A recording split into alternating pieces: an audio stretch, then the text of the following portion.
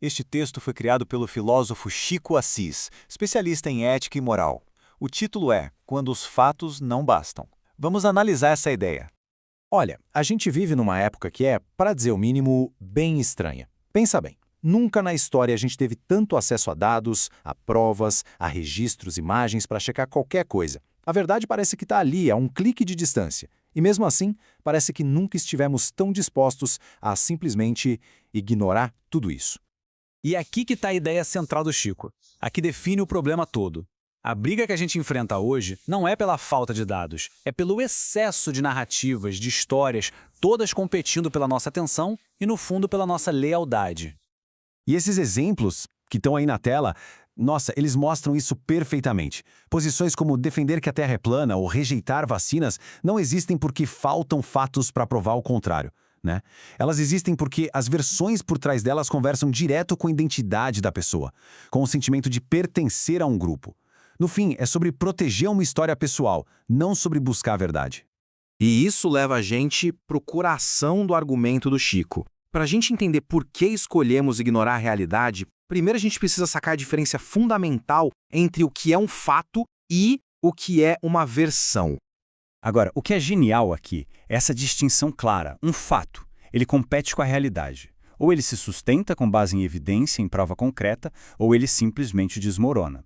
Já a versão compete com a nossa identidade. Ela sobrevive se ela confirma o que a gente já acredita, se faz a gente se sentir parte de um grupo, se protege o nosso jeito de ver o mundo.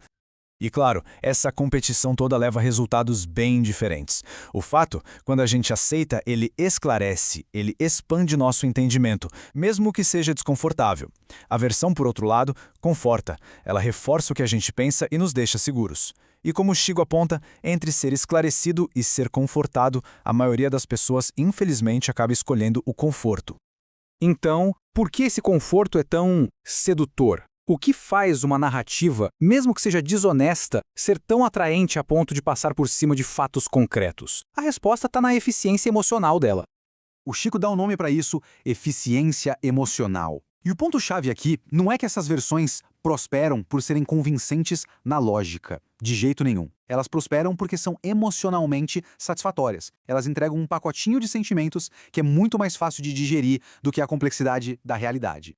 E aqui a gente vê o manual de uma versão que é emocionalmente eficiente. Ela nos dá um culpado bem claro para os nossos problemas. Uma solução rápida que não exige muito esforço. Um herói para a gente admirar e um vilão para a gente odiar.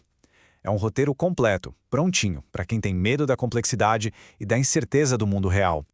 E é exatamente aqui que a discussão muda de figura. A escolha entre um fato e uma versão deixa de ser só uma questão intelectual, sabe, ou psicológica. Segundo Chico, ela se torna uma escolha fundamentalmente moral.